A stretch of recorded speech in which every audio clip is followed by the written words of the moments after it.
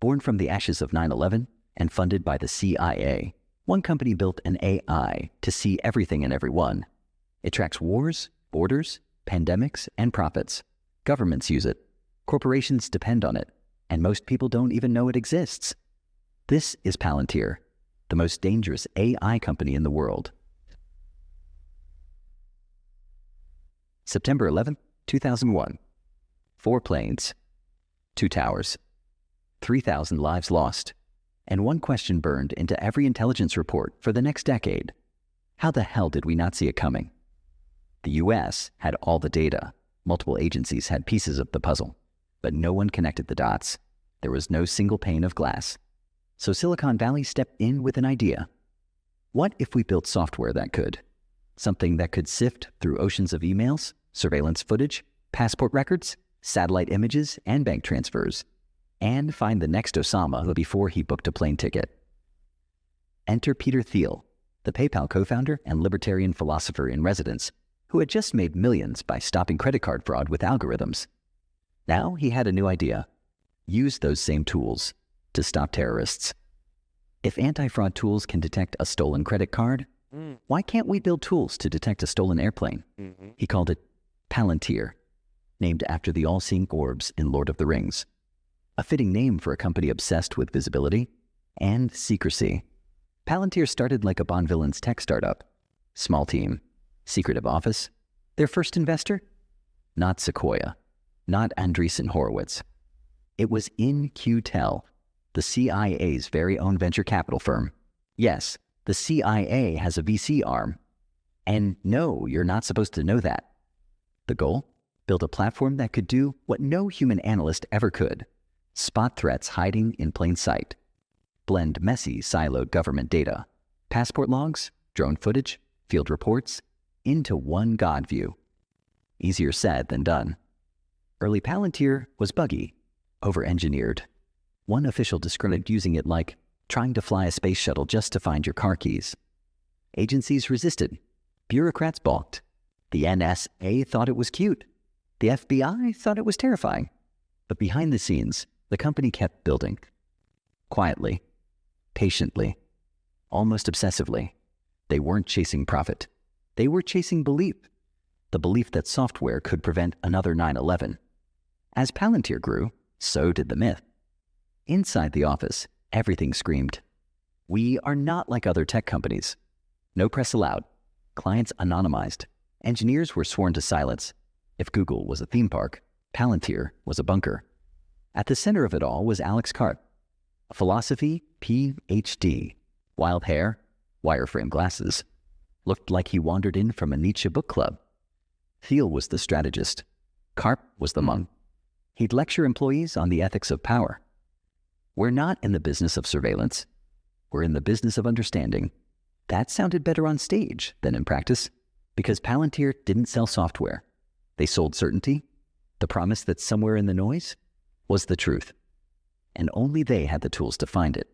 It started with counterterrorism, but as we'll see, it didn't stop there. 2007, Iraq, Afghanistan. The US military was knee-deep in 2 wars and 10,000 spreadsheets. Intel reports were everywhere. IEDs were exploding daily, and commanders were drowning in dots with no way to connect them. Enter Palantir.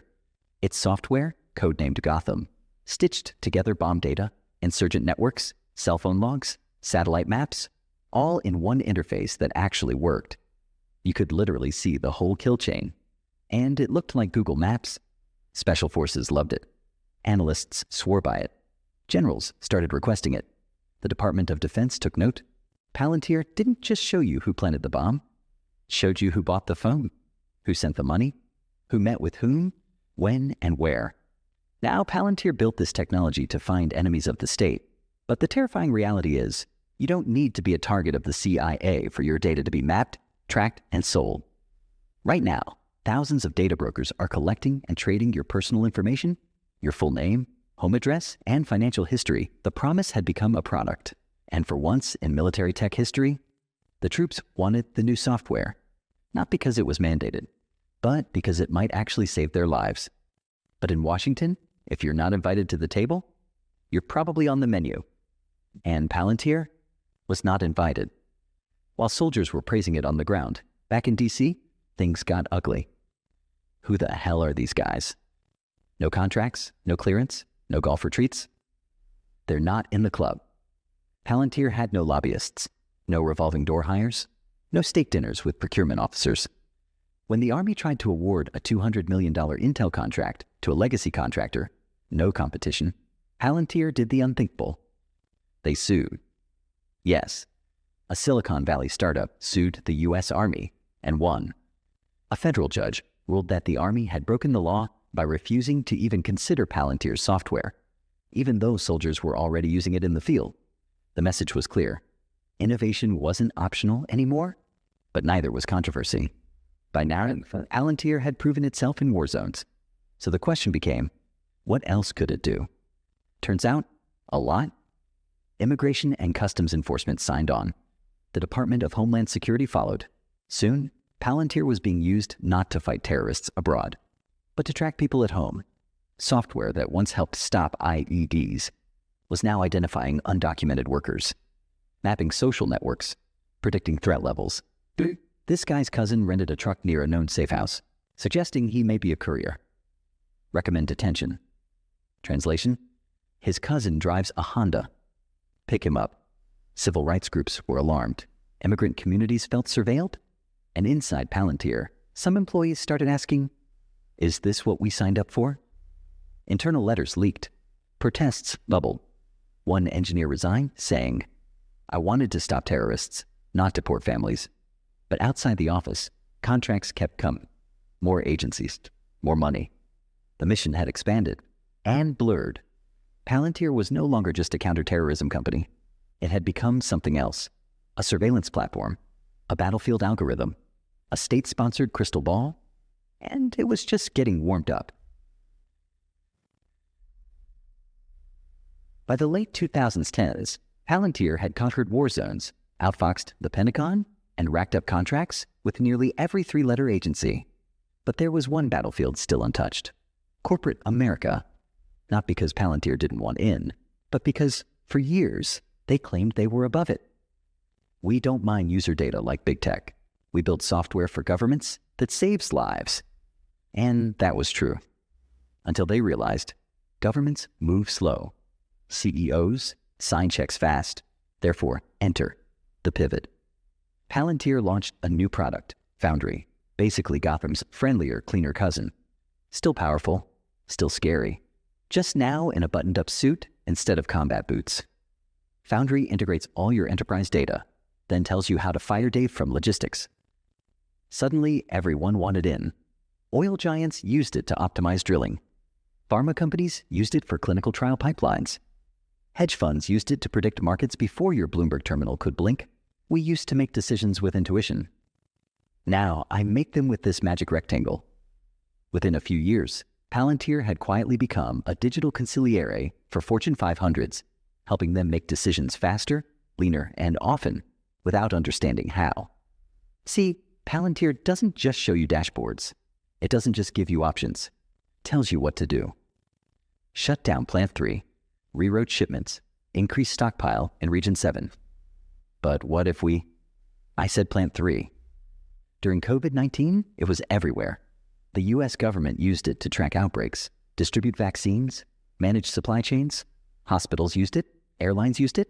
Even the British government used it to forecast where the next PPE shortage would hit.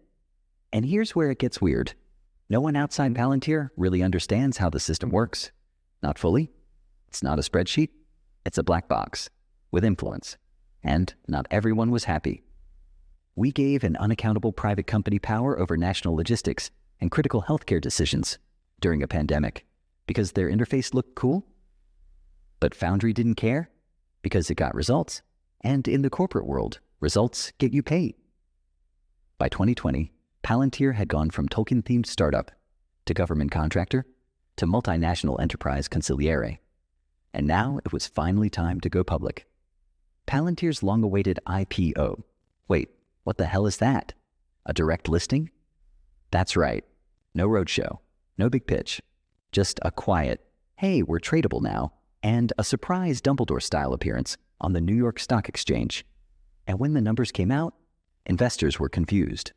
Palantir was unprofitable. Growth was slow. Margins were weird. Yet somehow, everyone still wanted in. Why? Because it's not just a tech company. It's Palantir. They weren't buying software. They were buying the mythology, the secrecy, the mission, the edge. To some, Palantir wasn't just a company. It was the operating system of power, and they wanted a piece. By the 2020s, Palantir wasn't just a company. It was infrastructure, behind military briefings, behind NATO dashboards, behind closed-door intelligence reports. Need to track tanks in Ukraine and simulate war outcomes in real time? Ask Gotham. Looking for a digital war room that speaks 5 languages and updates faster than CNN? Congratulations, you've just licensed Palantir. They weren't just helping the military anymore. They were the military's mind. In 2022, when Russia invaded Ukraine, Palantir was there. Not with boots, not with bombs, with data. Helping Ukraine map Russian supply lines, optimize artillery, and predict drone strikes. They branded it AI for warfighting. Cool name, terrifying product. Suddenly, battlefield intelligence wasn't just satellite photos. It was algorithms whispering, aim here. But with great power comes terrible press. Privacy advocates were furious. Civil liberty groups called Palantir a war profiteer in software form. One critic nicknamed it the Oracle of Orwell. Why? Because Palantir's tech wasn't just helping generals. It was helping police departments forecast crime, helping border agents identify suspects, helping governments decide who to monitor and who to trust.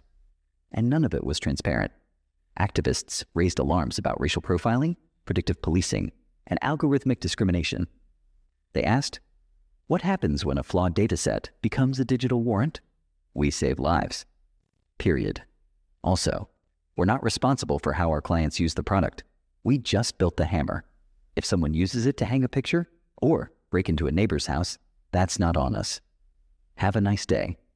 Internally, Palantir insisted they were the moral tech company, that they refused to work with China, that they drew the line at authoritarian regimes. But the line between defense and domination, it was getting blurrier by the day. Palantir had built the world's most advanced data fusion engine, so naturally the next step was to stop predicting war and start predicting everything. Palantir moved into AI decision-making. They called it meta-constellation because Skynet was taken. Want to simulate economic collapse, disease outbreaks, civil unrest? Foundry could do that now, and not just react to the future. It could suggest how to shape it. Governments quietly began using it for long-term planning. Corporations ran it on their entire supply chains. Palantir began calling itself the operating system for the modern enterprise, and possibly the modern state. But here's the real question. When a single company knows more than your cabinet, your generals, and your central bank, who exactly is in charge? Because for all its secrecy, one thing about Palantir is clear. It was never just about software. It was about power. The kind that's invisible, unaccountable, and always watching. It began with a promise to stop the next 9/11, a tool to protect, not to rule. But over time, the mission blurred, and now it helps shape the world it once tried to defend. See you in the next episode, and don't forget to subscribe to the channel. Bye-bye.